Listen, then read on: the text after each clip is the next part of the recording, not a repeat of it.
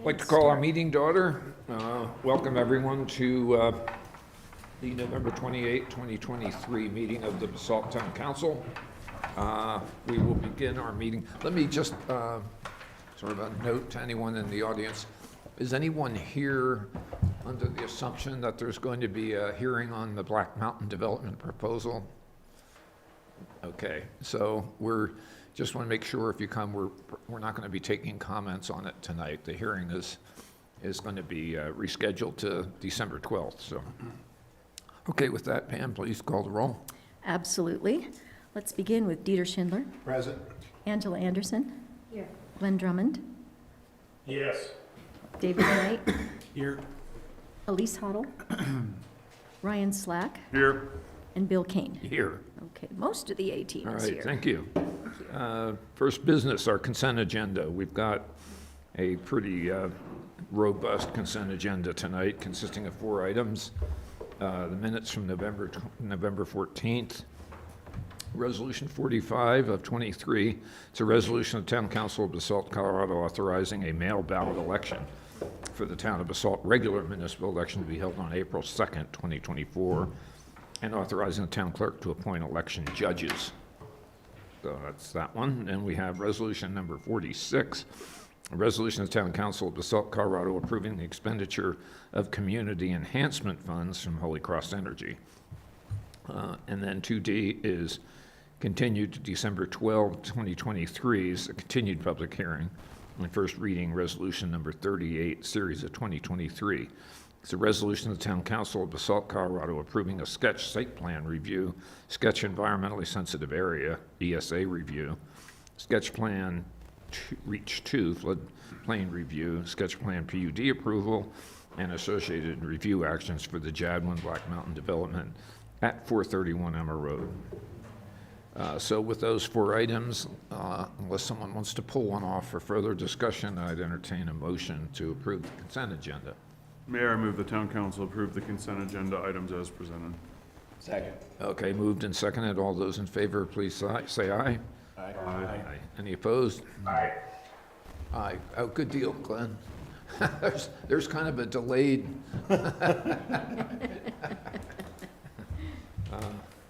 So at this point, we will take comments from the public. Anyone like to address town council, either in person or virtually online here, on any item that is not scheduled for discussion later on in our agenda? Anybody want to address council in the audience? How about anybody online? Anybody out there who's on board there? If you're online and would like to speak during the public comments, please raise your hand. Doesn't look like we Okay. have any. We all had too much turkey.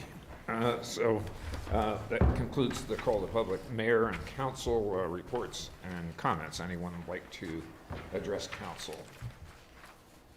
I would, Not address council, make a comment. as you guys probably saw in the paper today, I will be effectively resigning November 30th. First and foremost, it's been an absolute pleasure and privilege to serve with every one of you. Couldn't have had a better group of people, couldn't have better town staff, and I appreciate the opportunity. Wish I could have fulfilled it, but that is what it is. And Well, thank you all. We all thank you for your service, Glenn, and I think I speak for everybody. Everybody can make their own comments, but it's been a pleasure working with you. You've been an excellent counselor. I can't remember when you've never not been totally prepared, read everything. I think probably a little smarter than the rest of us too, probably helped. But you did a great job here, and the town owes you a debt of gratitude, and we wish you the best. I just hope everything works out for you and your family. Thank you. Appreciate it. Anyone else? Yeah, go ahead. Yeah, you're going to be missed. It was a pleasure working with you. Like I said before, it won't be the same without you, and it's just learned a ton from you over the last 3+ years, and just really appreciating having that opportunity to get to work with you and get to know you. So thank you, Glenn. I'll never, Thank you. Never say anything bad about Wyoming again. What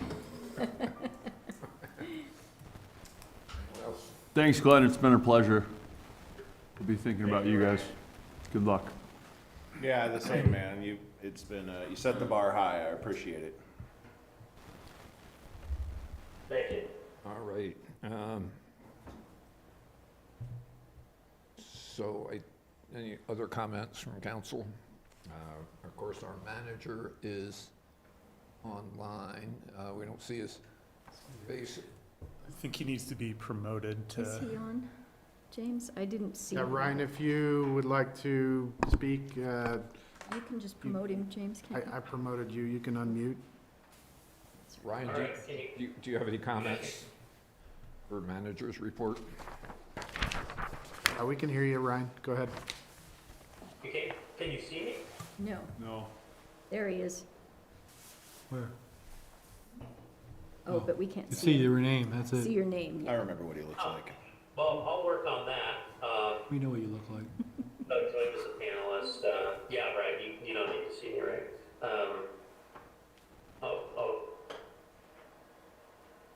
There we go.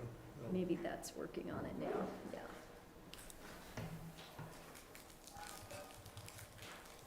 There you are. There he is. Shoo! Hi, everyone. If it is, are we on manager's report? Yes. All right, great. I think I wanted to just mention to council with regard to Glenn's resignation that there is a process that the council would need to undertake. The town charter does speak to an appointment within 60 days of a substitute council member. And Jeff and I have spoken about it. I might let him speak to it just since he's there, and a little easier to interact. But we kind of mapped out some dates for you, and I think that would be good if you would allow Jeff to kind of talk about that, and we could get some direction from council on that at this time. Do you want to do it now, or? Yeah, so Okay, I'll just great. jump in here. So under the charter, I guess let me begin with, Glenn's term runs through April. And so there's an opportunity under the charter for the council to appoint a replacement counselor to fill out the remainder of that term. So until April, when that position would then be up for election. The charter contemplates that that needs to be done within 60 days, and then if it's not done within 60 days, based on the timing of that election, it would just kind of remain open until the election.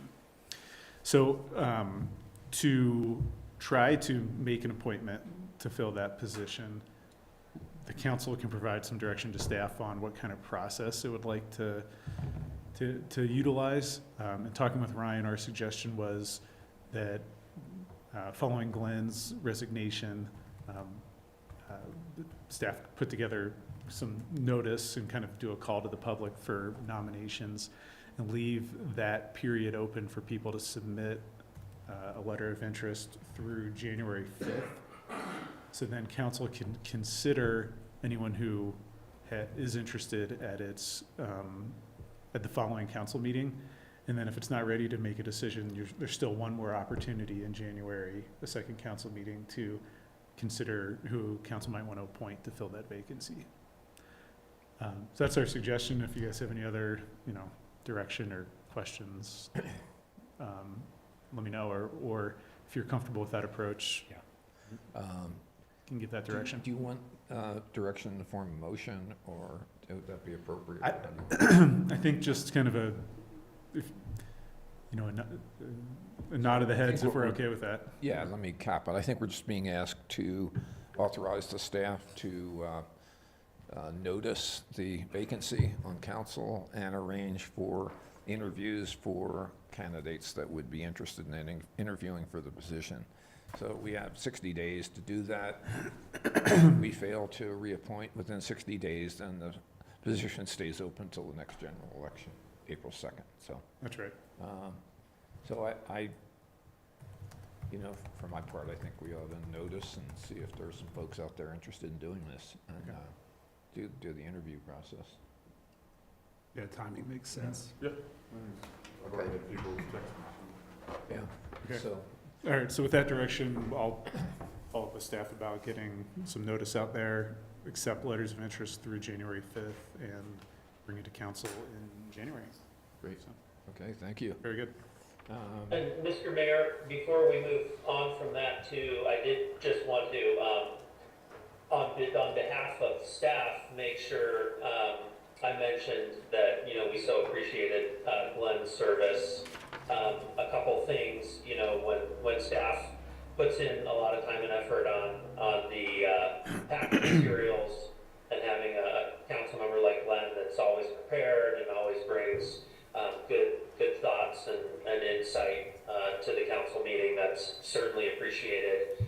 You know, I think he takes a pragmatic approach to governance and, you know, has always been supportive of staff through thick and thin. You know, we've over the last 3 years and 3 years plus in his tenure have done quite a bit in the town, and, you know, through his leadership, along with others on the council, it's been amazing, and I think I speak for all of staff to say thank you, Glenn, and we wish you the best of luck in your next steps here.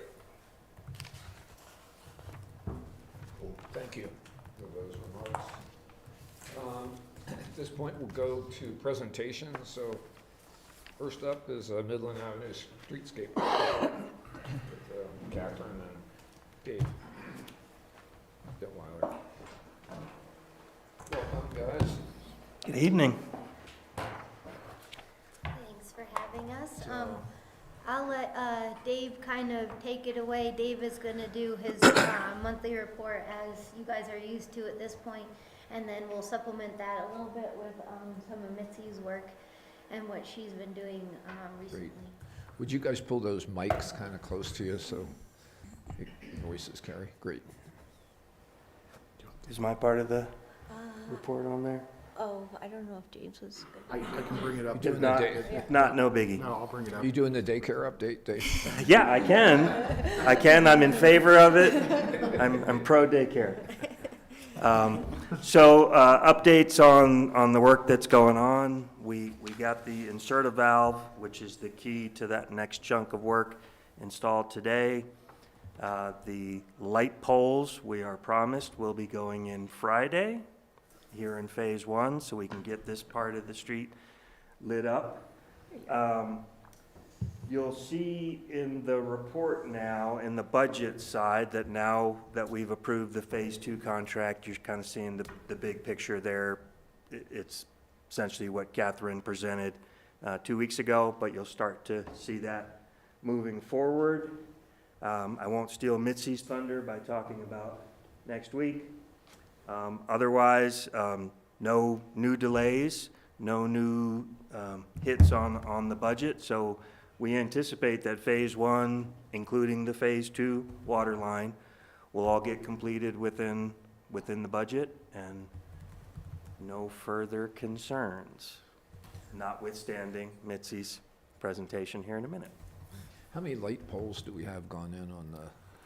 Oh, that's a good question. I don't have that number on the top of my head, but it's more than a handful.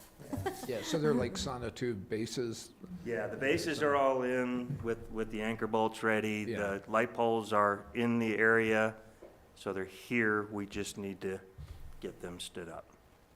Is there, it says the landscaping is complete, but I recall we had some, looks like it's all low shrubs and low plants. Aren't there some trees going into some of those planter boxes in the?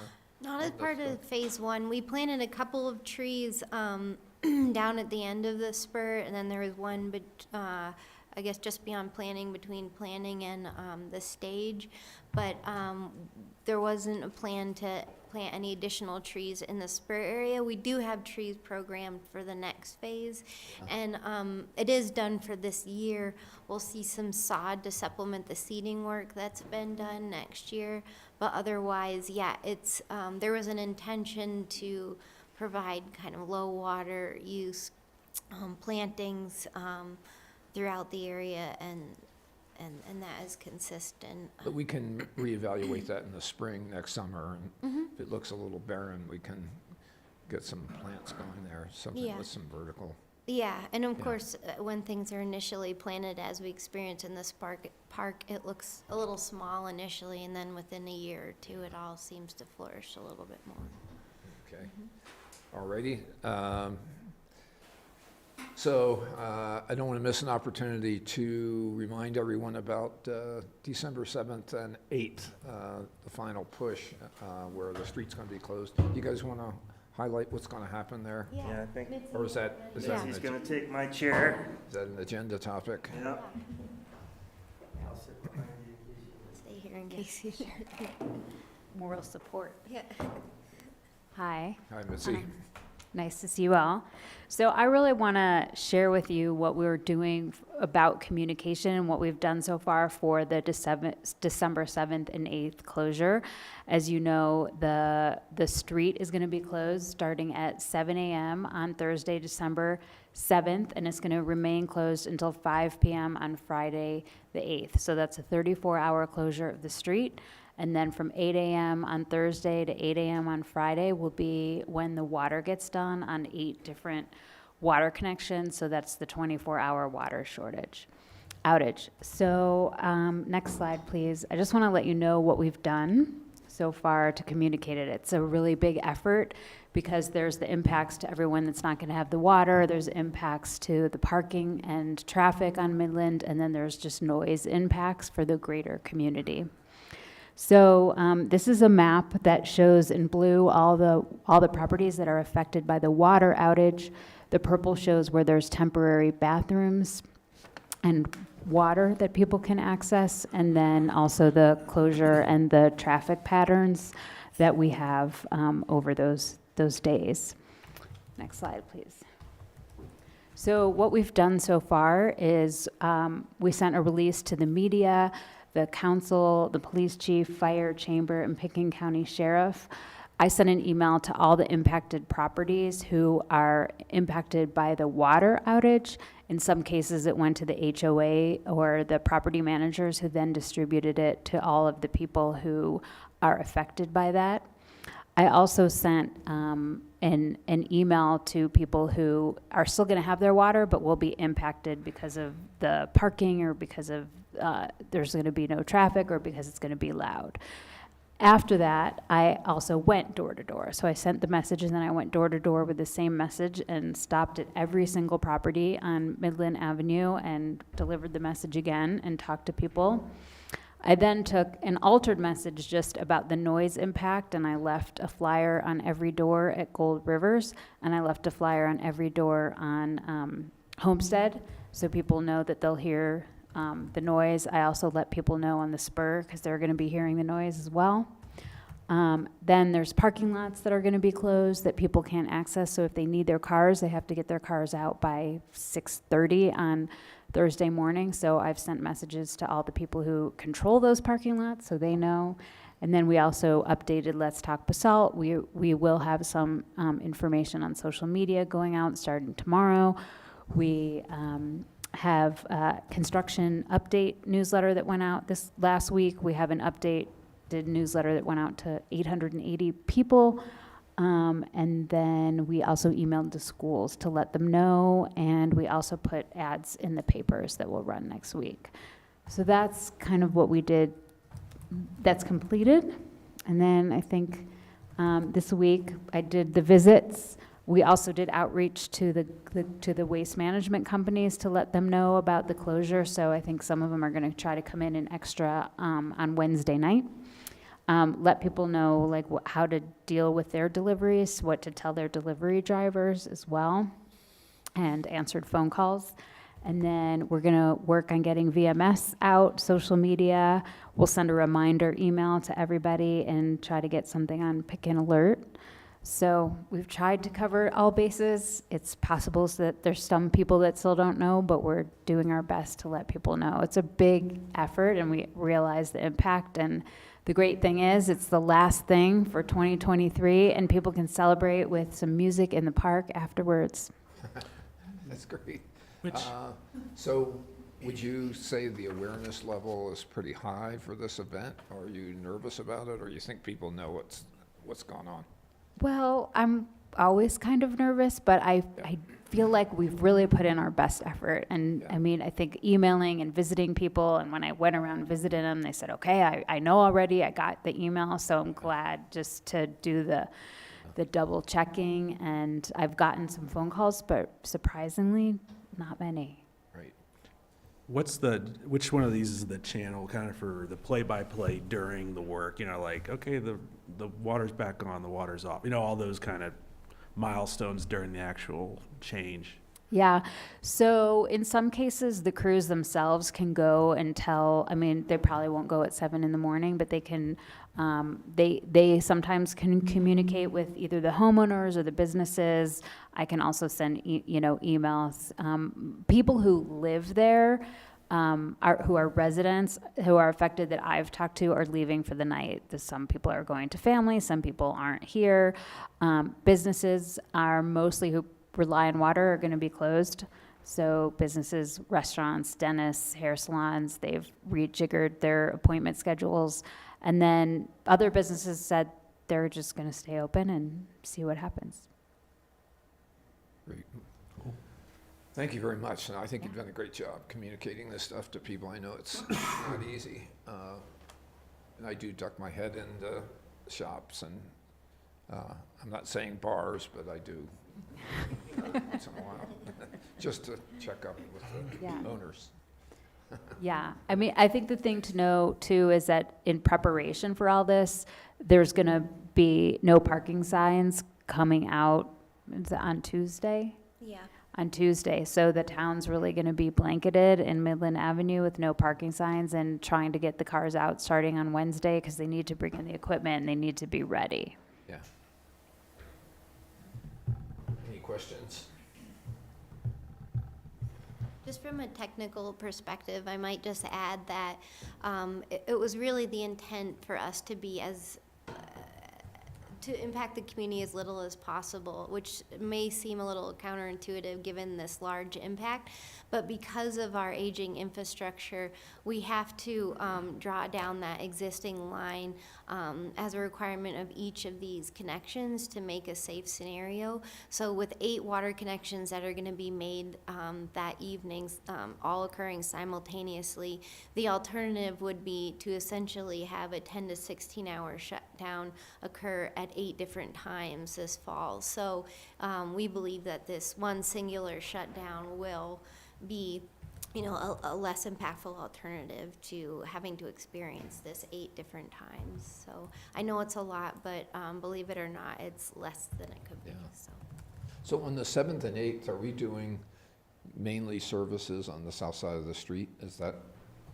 No, the smaller individual service connections have been done. So this is actually the larger service connections or larger kind of lateral connections. So it's the laterals that serve all of BCC, the larger lateral that serves Riverwalk. There's an old steel line that goes up to Homestead that needs to be connected to. And then the 2 services to Midland Mall and CCY both have fire suppression systems, so they have larger services. And then finally the most easterly connection to Homestead. So it's like the last larger connections that require this this extended shutdown. You just have one master connection to Riverwalk, or are there multiple? Just one to Riverwalk. BCC has 2 on either And there's end. distribution lines to the individual buildings. Right, yeah, so we won't be touching the individual services off these lateral. It's really, it's the connections to those larger laterals that will be occurring. But if you have kids, there'll be 18 heavy machineries working simultaneously, and they'll probably be really entertained by the work on Thursdays. And it also speaks to the fact that this is an old water line and that you have to do it all at once. And when it's newer, there'll be controls all along. So if there's an emergency, it'll be better. Yeah, the valving would prevent this from ever needing to occur in the future. The new line will have, the ability to isolate sections so that this wouldn't happen again. So Missy, you didn't think you were going to get a degree in engineering out of this project, did you? I know. I've learned a lot about water connections. And you know what? Hey, we're all alive to see this once in a 50-year event. Great. Okay, any questions for David or Mitzi or Catherine? Mitzi, was anyone just completely out of, like, really upset? Or everyone's No. gonna- Awesome, cool. Thank you for all of your, No, you've sure. been great at communicating this, so I Yeah. think that speaks to Thank you. the job you've done Yeah, in keeping everyone up to date and thank putting you. a smile on in this type of situation, so thank you. Thank you. Great. Thank you, guys. Yeah, thank We got the closure update and Stotts Mill Daycare Facility monthly update. All right. This will be a short, So Michelle, you doing volume's this? up today. Woo. Yep, this will be a short and sweet one. The Stotts Mill Daycare Center is moving forward. We have floor plans that have been moved along and are nearly ready for going out for construction bids. So we're hoping to put that bid out for advertisement. You can go to the next one. In the next couple weeks. But most importantly, just to remember that this step forward is propelled by a grant that we were awarded for the town applying as a employer-based daycare center in partnership with Picken County. So that's where we won an $800,000 grant, and Picken County has stepped up and matching with $250,000 as well. So that's really made it possible for us to go forward. So where we are is we're finishing the conceptual floor plans. Then we're going to go out to bid here in December with the anticipation of coming back to council in January, hopefully, with a construction contract and getting going on the interior of that building. Initial estimates thought that it would be an 8 to 9 month project, so we're estimating a September completion. Although, of course, Blue Lake Daycare is hoping for an early August completion so we can start at the same time that school might start next year.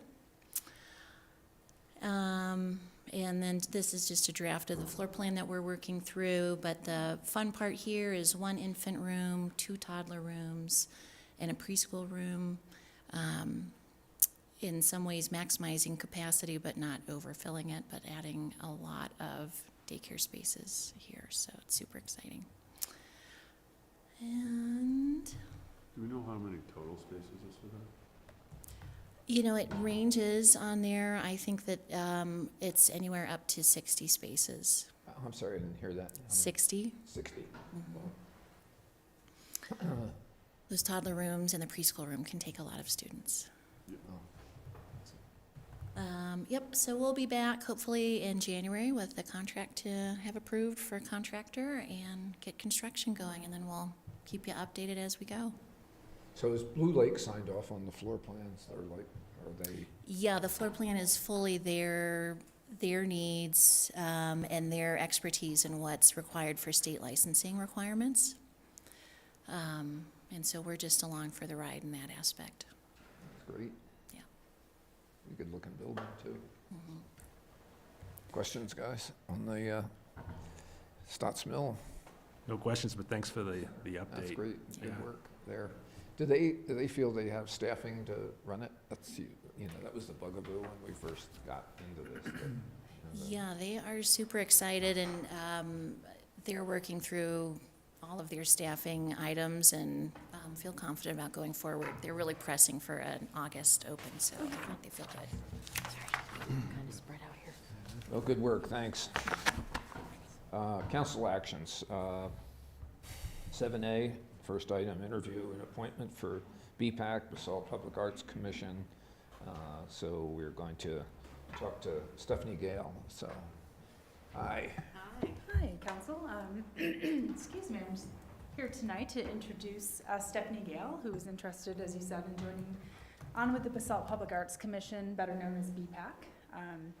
We're excited that BPAC has been getting so much interest. I think it's, you know, partially due to, you know, the projects and the events and all the visibility, all the new art that's coming to our town. I think it's a fantastic opportunity to bring on Stephanie onto BPAC. She is a local resident, also works part-time at the art base. She has a background in business and the fine arts as her education. And she's actually attended a few meetings recently this year, and all of the current BPAC members have unanimously voted to ask council to approve her acceptance onto the commission.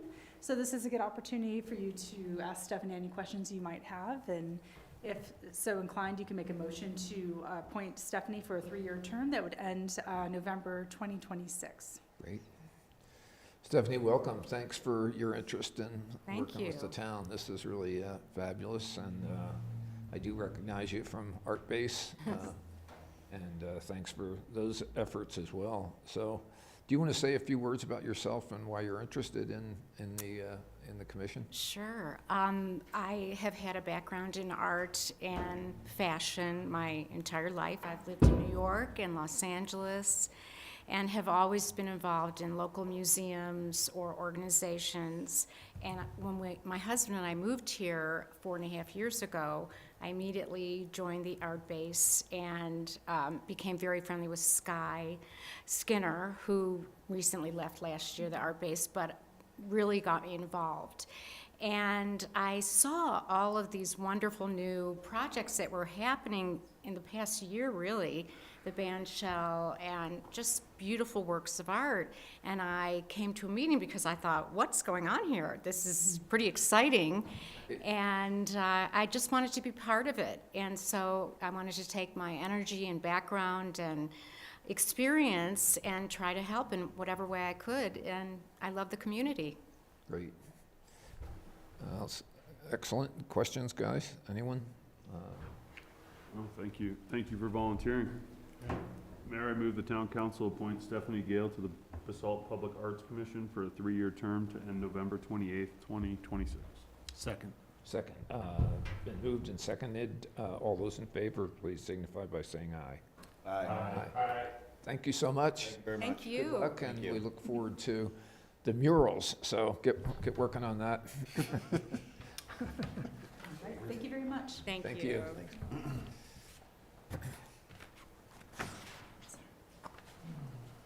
Next item, public hearing, second reading, ordinance number 24, series of 23. Ordinance of the Town Council, Town of Basalt, Colorado, amending the 2023 budget and providing for a supplemental appropriation related to various revenues and expenditures. Doug? Yeah. I can sit here. I think good. So we have, thank you, Mr. Mayor, we have like 3 different actions requiring approval. One is the second reading, as you just mentioned. The second is the presentation of the final budget. And the third is the appropriation of funds. So we'll just take these in pieces. I have with me Jenny, who's been the brains in the bunch here, on assembling all the data, so she can get to know who she is for futures. So for first order of business, here's this resolution. This is a second reading. Simply is refining some of the 2023 budget items. We reviewed this last meeting. Just to summarize, if on Exhibit A, page 1 and 2 are all the various components of the changes. Principally, they were in the construction fund. We had a bunch of grants that were moving around between years, so that finally is settled. So we did get them in the proper year. We also had a bump in the amount of interest income we've been talking about, so there's more revenue on as a consequence to that. And then lastly, on between the general fund, we did take, as a reminder, we took our sales tax down $300,000. We also took down our special improvement fees by 50, and also increased for more interest income. So net, at the end of the day, the Second Amendment had a very nominal effect. It was impacted by $143,000 across all 5 funds. And much of it was housekeeping. and refining what those amounts were going to be. Yeah, Ryan, did you have a question? Yeah, so this is both restricted and non-restricted funds. It's just kind of a catch-all of It is. trying to clean it all up. Exactly. General fund, restricted fund, the capital construction fund, the bond fund itself, and then the water fund. We even took tap fees down 85,000 because the building was less than what we anticipated. Yes. So, I mean, net at the end of the day, when we approved this budget a year ago, we had basically a consolidated use of funds of 18.6 million. And after all is said and done, the consolidated net use of funds is 18.3 million. So it's directionally right there. Like less than 1%. Correct. Kind of It's really, really tight. almost a rounding error. Right, you know, right. Even though it's a lot of money. Yeah, it's 300,000. It's not a lot of money unless you don't have it. But that's relatively small relative to 18 million. So that's where we're at. I can answer other questions. So I will, since this is a public hearing, second reading, I'll ask if there are any members of the public, either in the audience or that would like to call in to comment on ordinance number 24. It's our supplemental appropriation to balance everything for the end of the year. Any questions from councilors? Entertain a motion. Mayor, I move the town council adopt ordinance number 24, series of 2023 on second reading. Second. Moved and seconded. Pam, call the roll on this one. Absolutely, thank you.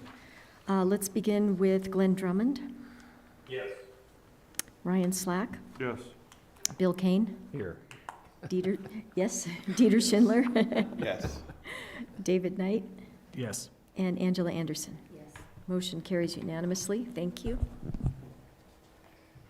Okay, we move to public hearing resolution number 43, series of 23, resolution of the Town Council of Basalt, Colorado, adopting the annual budget for the fiscal year beginning January 1, 2024, and ending December 31st, 2024, and summarizing expenditures and revenues for each fund. So this is a innocuous little item, but this is a heavy step. So It is. at the end of a long and excellent road, I think that staff has done putting this together for us. So Yeah. We're running ahead of schedule here too, so I can take as much time or as little time as you'd like.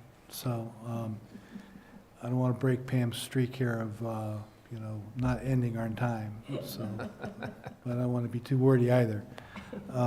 We did review this in October 28th, and we went through it in detail, and we'll go through it again, not as much detail, but we'll go through it for the benefit of the review.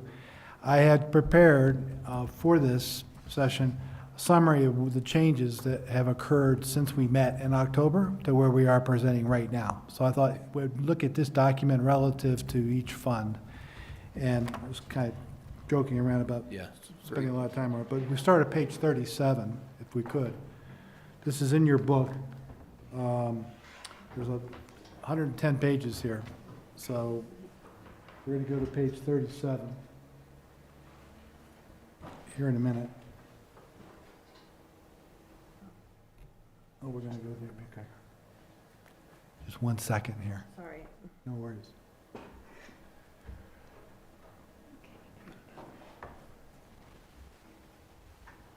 Okay, so let's go to, I'll go through high level what the changes were. And this is really by fund. Now for just the benefit of everybody's information here, the account number, that first number, that 1033150, that's the general ledger number. So when you see 10, that represents the general fund. can you enlarge it one? You make it bigger? Is that better? Yeah. Yeah, so the first several here are the general fund. Anything beginning with a 10 is a general fund, and you'll see 20 is the restricted funds, 51 is the capital, is actually the water fund, and 41 is the capital construction fund.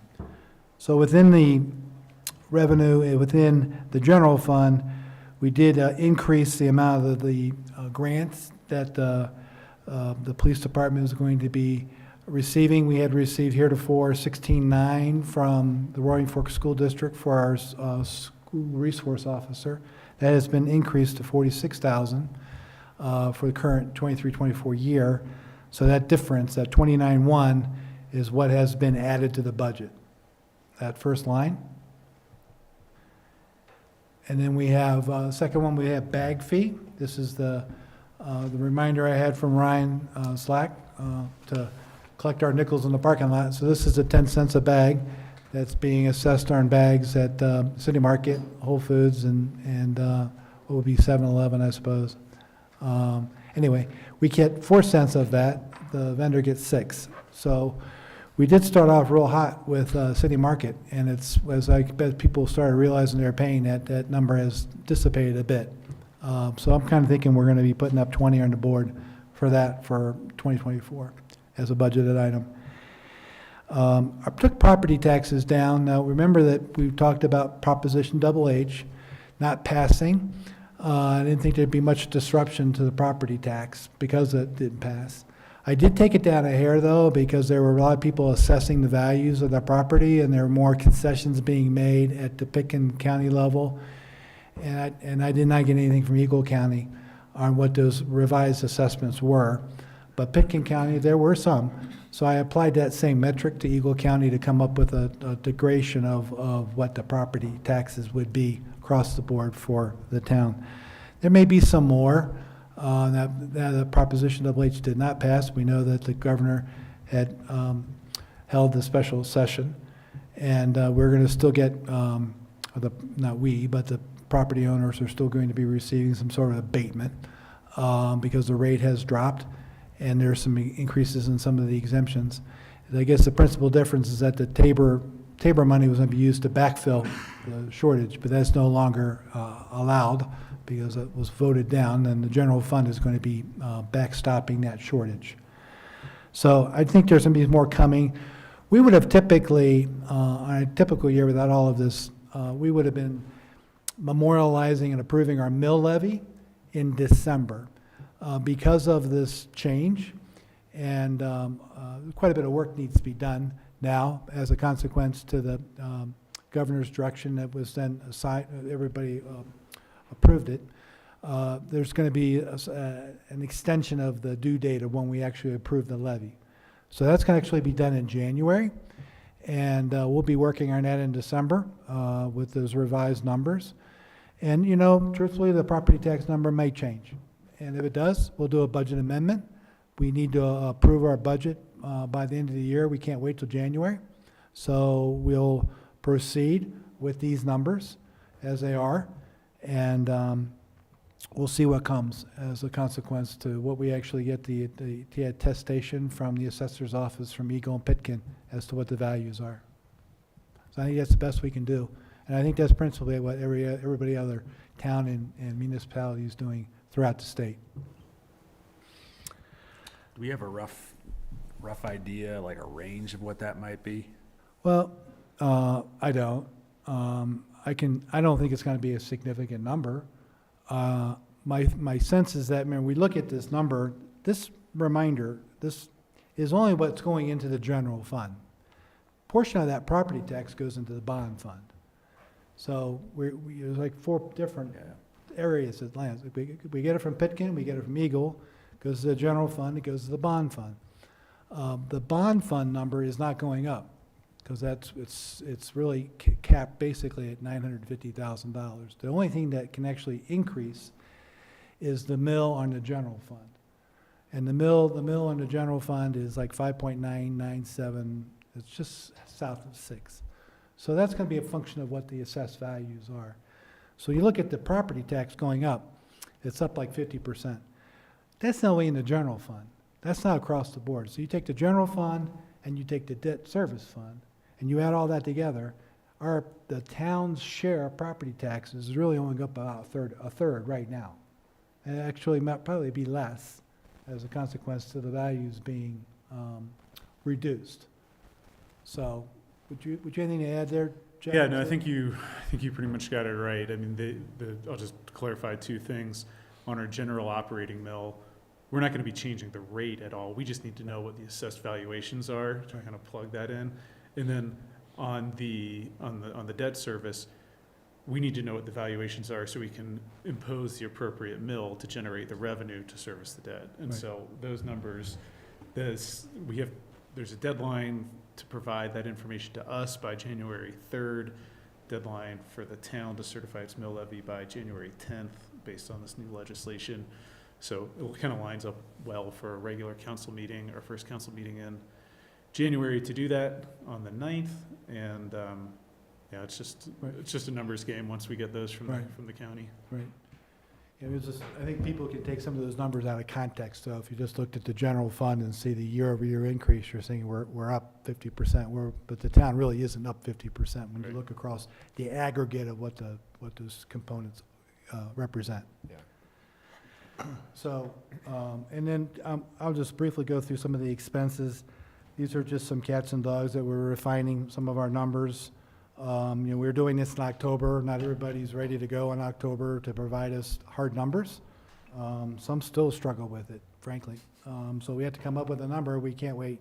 We have to pull the trigger. So that's what we did. So right now we're refining some of these numbers in the expense columns. The account numbers that are 1041, the 41, 45, those are our department codes. So again, nothing remarkable there to speak of. Within the revenue, green initiatives, fees in lieu of affordable housing, all of those revenue sections of 2032 were in consultation with James. He has a pretty good intelligence and insights as to what some of those numbers represent. So I did tap into James and the planning department to help refine some of those numbers to get a good tight number, the best we can do on what we think the revenue is going to be for the current year. There's a big difference in the tobacco tax. This is the expense. We receive $2 a pack for cigarette sales. And we principally give that to Roaring Fork School District. I mean, this money goes to Aspen, the Hope Center, and the Aspen Detox. There's some other recipients of that as well, but principally Roaring Fork School District. They weren't ready to go on some of the current year numbers that we had in the 23 budget, so they're going to be rolling into 24.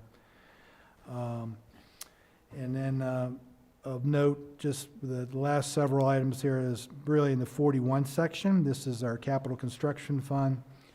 We did get final numbers, as you know, from our friends at Stutzman, and we did approve that at the last meeting. We didn't have that information available to us in October. We were running with a little higher number in October, not knowing what the future was going to hold. We still don't know exactly because we're still running with a pretty good contingency. But nonetheless, I took that number down from the original presentation that we did in October. And I also took our affordable housing number down in consultation with Michelle. We have basically $5.2 million of unspent money. We had a $6 million bond offering. We spent $800,000 for those 4 lots over in Stotts Mills. So we've been sitting on 5.2 in cash. We're not going to be able to deploy all of that in the current year. So the original take one of the budget had that as being spent, but as, again, more consultation with Michelle and her team, we took it down to what we think we can actually digest in an effective way of implementing that plan. So then at the end of the day, we have these final amounts. If you go to page 37, give for a second here for Jenny to catch up here. This is our ClearGov presentation. All fund summary, is that what we're? All fund summary, yes, please. How can you see that, Bill? We can make it a little bigger. Is that better? Yeah. And then Ryan, did you have anything to add? Can he still speak? Okay. Yeah, he's right there. I'm I did assuming. not have anything to add, thank you. Okay. All right, so summary of all funds. Again, this is a consolidated picture of the town. And we basically have 7 funds here. All of the action financial action really is in the general fund and the restricted fund. There's a lot of money running through the capital construction fund, but there's really not a velocity of items. It's mainly Midland, the solar project we were working on, along with the affordable housing. So the general fund is really pretty much the same as what we had presented. High level, we're looking at having our reserve balances be 10.5 million on January 1. That would be roughly a month from now. And that we're projecting revenue of 10.6 million. And we have 12.2 in expenditures going out. So we're going to be having expenditures in excess of revenue by 1.5 million. And that's principally a consequence of us drawing down on our reserves to fund the capital construction fund of Midland. At the end of the day, as our crystal ball would have it, is next 13 months, we're looking at the fund balance within the general fund being 8.9 million. That's a good number, good enough estimate of what I think the number will net out to be, again, 13 months from now. And a reminder of that 9 million, 4 million of it is essentially reserved for our reserve policy. So we still have dry powder within the general fund. Looking at the restricted fund, looking through here, again, there's like 30 different funds.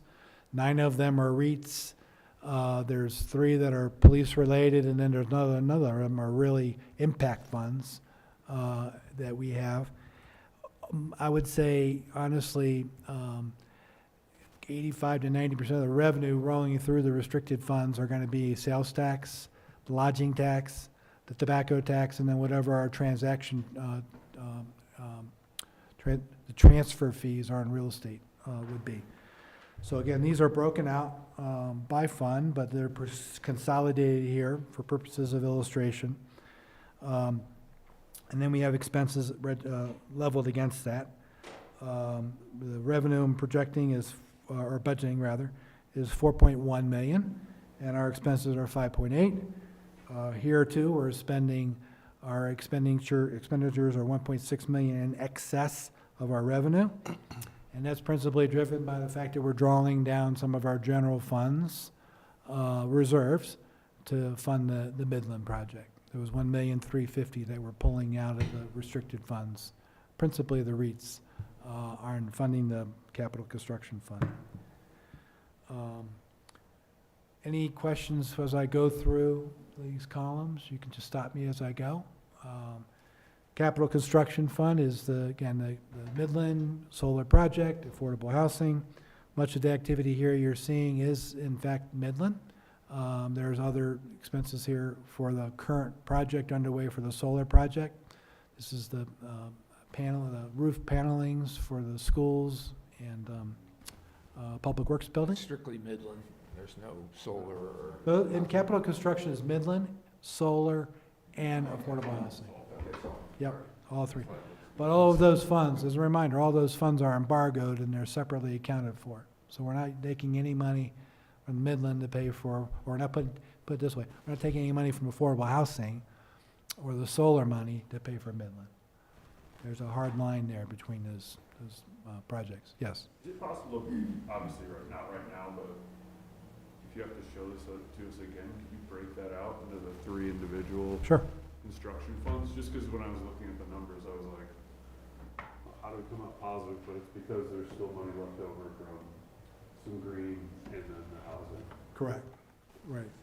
Yeah, there is some detail. It's not as clear, it's not as concise as it could be in here. Yeah, because you're restricted with what they give you. With Right. Links. Right. But I can do like I did with, if you remember, when we did our Midland, we showed all the various funding sources and we took all the expenses against it. I can easily do that. It's right here. Right. Yeah, and this helps breaks it down a little bit more, but there are commingled some on the upper parts of it, but it does break it down on where the capital expenditures are. Right. That's super helpful, thank you. Right. Then moving through here, the water fund is our enterprise fund. There's nothing really remarkable here to represent or present.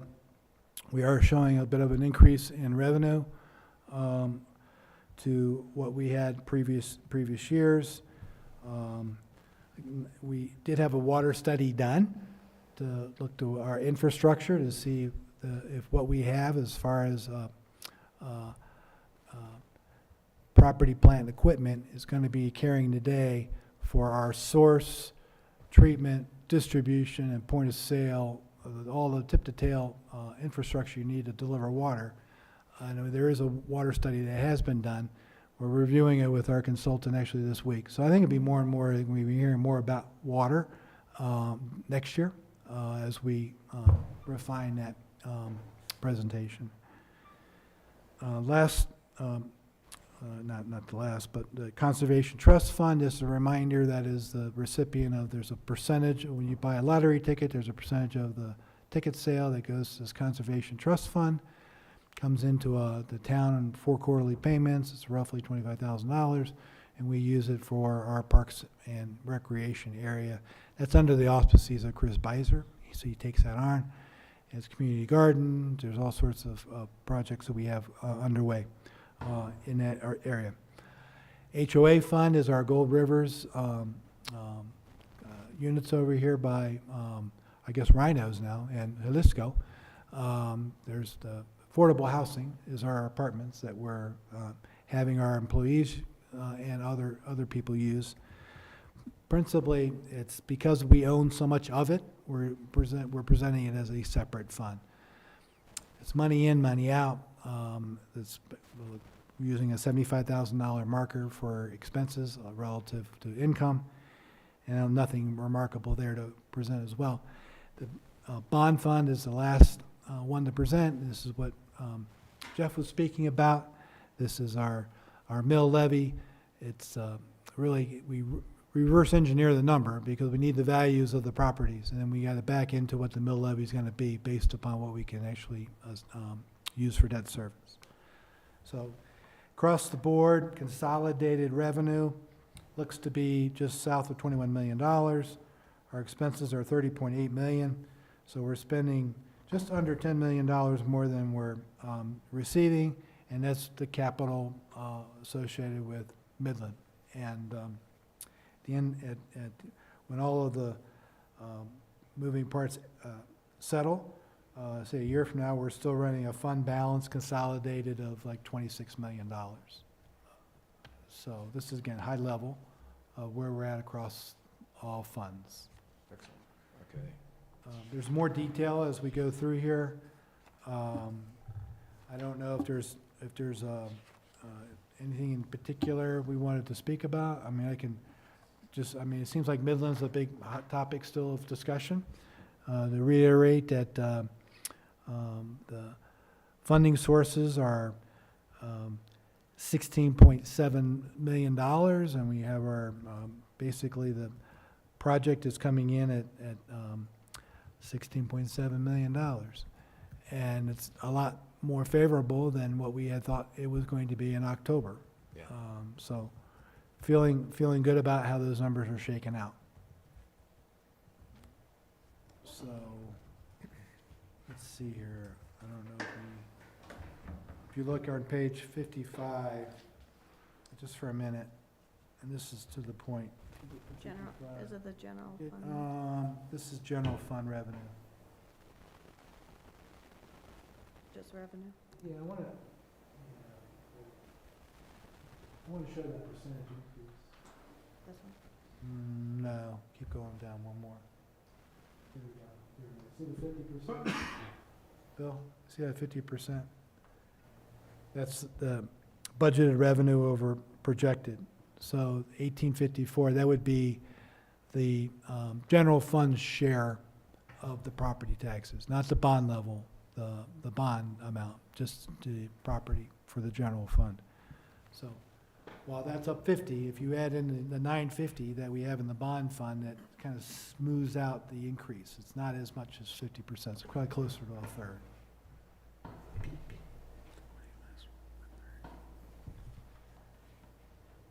Any questions on that? I can tell you, we didn't go through too much in the way of expenses, but of the expenses, Public Works in the Parks area consumes about 32% of our budgeted expenses for the town, followed by the police department at 22.7. And then the admin section, which is, I guess yours truly, and Ryan and Pam, whatnot, is 16% of our budgeted expenses. Planning department, which is Michelle's area, is 11.4. Legislative, which is really the council, is 12, and this contemplates other things. It's just not the green initiatives and the council grants that we do. Recreation and the pool area is 5%. So this is, those graphical illustrations are presented quarterly to the council and are pretty much in line with what we looked at really last time. We looked at the third quarter results. And those percentages are still holding firm. Doug, when do we pay off our certificates of participation on the pool? Right. Well, as I get to that, we'll jump now. There's 3 of them, right? There was the one for 2.2 million that was issued in 20 years ago. It was in 2019, right? It was a 10-year participation. Did you go ahead, Ryan, just show them that slide? but it's everything, so it's Okay. kinda hard to see. Yeah, well, let's go. Yeah. It's actually on page, hold on, I can tell you the page number. Thank you. Towards the end. The page number of the thing is 107, 105 is the 154 debt summary, and then 107 is the component. in our packet, it's 154, 170. Well, she can put it up on the screen here. So Bill, our mayor, I'm sorry, the certificates of participation, there are 3. There was for the taper refunds. There was one and it was for 2.2 million gross. And then there was one for 2,116,000, 2,116,000. That was for Albany Park. And then there was one for 1,337,000. That was for the purchase of the, we'll call it the Police Department Public Works Building. So it's 3 of them. The one that we had issued for the taper refunds is a 10-year payout, and that won't be paid out until 2029, pardon me. So they were actually issued in 2019. So that last payment is going to be in 2029. The Albany Park was a 5-year payout, and that is scheduled to conclude in, I'm going to say, 2025 will be the last year we pay on that. And then the third one we talked about is the 1,337,000. That was for the Police Department Public Works Building. 2024 is the 2nd year of that payment, and we have another year after that. So year 3 would be when that gets paid out, which is 2025. So what this shows you is and again, this is hard to see, I guess, in some ways, but this is our debt retirement. And so we're carrying a $2 million load here for 23, we are this year we're in. We've got the same load to carry for 2024 and 2025. Doesn't start getting a little lighter until 2026. That's principally because the police department drops off. Kind of valuable loans now, 1.8%. Oh, yeah, they're great. Yeah. They're great. All of this is, I mean, we've, benefited from that immensely. But you see, as when the police department, when the Albany Park gets paid, then it really frees up a lot of cash that right now is being dedicated for debt service. That G&O debt is going to be with us for the next 18 years. Okay, that's just going to be what we have. Thanks. Sure. That was one of the things I wanted to cover. So debt service, and then as far as the other debts, we had like basically 2. We had a street sweeper and a dump truck, and the street sweeper got paid off this year, and we still have the dump truck. So the town is not heavily leveraged. So, Great. all right, let's go to, if we could, we can bring this home here. Just want to mention on 91, we go to 91, that's my number, not your number. Jenny, What is the, it's the capital 1-year plan. We went through the expenses, we went through revenue, we went through debt. This is gonna be capital, and that'll be like basically the end of the road here. So you'll see here, we have, in current year, we have $15.3 million scheduled to be spent, capital items. 10.5 is the capital construction fund, followed by parks and open space at 1.8. I'm gonna go by high-low. And then we have more money in post at 1.8. Actually, it is 1.8. And then we have the general fund at 1.8 as well. And this is all the various departments that we're operating, police department, buildings, streets, mainly streets, that we're driving capital for that. But it looks a lot, looks like a lot, because we have this, basically this major capital construction underway. But that wasn't the case. We would have a very manageable bite of capital for budgeting purposes. And then in your book, there's also a summary of a 5-year plan as we look at this. And, you know, and I kind of think more about the 5-year plan than I do the 1-year plan, frankly, because, you know, we have this land we bought for the police department, public works building, but, you know, it's like we're going to have to think about how we're going to go about getting that constructed, and then what all those various pieces are, and then where the police department is now, what do we do with that piece of property? So there's a few pieces, there's some pieces there to strategically think about over the next several years as far as actually how that lays out in the plan. So more to follow on that. We're pretty teed up on the cemetery irrigation. I know that would, that's, Yep. That's gonna go in '24. Yep. Okay. I think most of it's complete. Yeah. David, that cemetery irrigation this year, they did some investigations and had to do some engineering, and because there's going to be a requirement to hook into a water main down on Cemetery Lane further. So I think that should be a go to do all the construction side of it in 2024. Okay. It's be involving some street cuts. There's going to have to be running some power conduit. So there's a few moving parts associated with getting that in place. So, but that's in the plan. I know you guys will be happy when that's done. Boyd, do you have anything to add on that?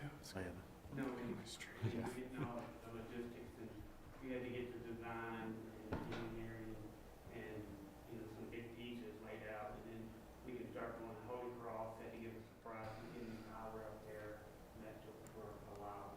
Okay. But, other than that, we should get in, go out for an RFP and try to get started on that this spring.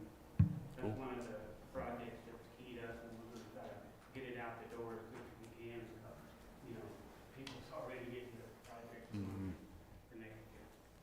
Cool. Thanks for that update. Ryan, do you have anything more to add to this budget discussion? Anything I forgot? No, I think you covered all the bases. Thank you. Okay, Jenny? We're good. Jenny has really been great about getting this pulled together. This new program we have has been very helpful. And be good. It's a good thing to have. So I'm glad we got it done. So a little bit of a lift. But it was worth it. So anyway, that's all I've got. Keep on them about that freezing the top row and. No. I can imagine how it would work. You know, it's kind of like anyway. Yeah, no, it needs it bad. I put 2 requests. There's other things that I've noticed. Yeah. That we've shared feedback. Cool. All right. Well, this is a public hearing, so we should hear from the public, see if anybody would like to comment in the audience. Anybody calling in, this is your time to have a say. Do we have anybody online there? Doesn't look it. So, comments, questions from council, more information, maybe less information. Mayor, I move the town council adopt resolution number 43, series of 2023. Second. Moved and seconded. Pam, I think we better call the roll on this one. This is Absolutely, sir. Let us begin with Angela Anderson. Yes. Glenn Drummond, Yes. Ryan Slack, Yes. Bill Kane, yes. Dieter Schindler, Yes. David Knight. Yes. Motion carries unanimously. Thank you. All right, thank you, guys. Doug and Jenny, thanks a lot. This was a lot, and this is, I think, the best organized budget I've seen at the town in my years here, so congratulations. It's Thank you. really excellent work. And also for you there, Mr. Manager, this is, I think the process was very good this year. I think everybody had a chance. It's I think we started the first week in October. Was that it? Was that the first? Right, right. Yeah. So, this has been worked and reworked, so thank you, guys. And it's all approved, so. And in the midst of a software change, that's pretty good. Right? All right. All right, last. So that takes us to item number 7D, resolution of Town Council of Basalt appropriating sums of money to the various funds and spending agencies in the amounts and for the purposes set forth below for the Town of Basalt, Colorado for 2024 budget year. So what this document does is asking for appropriation of spending money for these 6 funds we spoke about. And I guess it's actually 7, pardon me. And that by category of general operating, capital, and debt service. So you'll see that we're asking for an appropriation of $12.2 million for the general fund, and I'm abbreviating here. HOA fund is $75,000. The restricted fund is $5.8 million.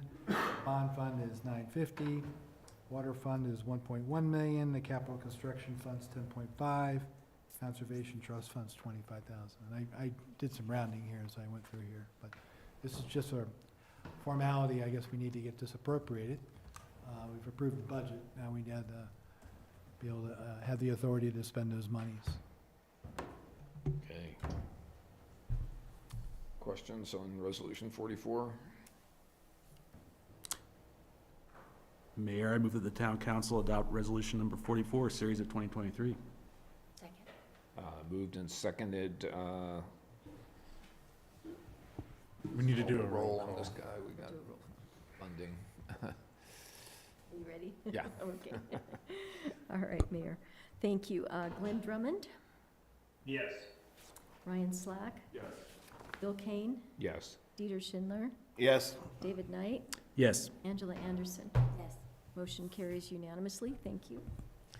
All right, guys, I think that concludes our agenda for tonight. Thanks, everybody, for attending. And we'll look forward to seeing you on December 12th is our next gathering. It'll be very nice. Christmas will be at hand. It's great. So, thanks, everyone. I'll bring Water will be flowing Out of town. through Midland. We'll miss you, Glenn. Water will be flowing through Midland. Thanks, guys. Appreciate it. The new pipe. Pulling for you guys. Water line.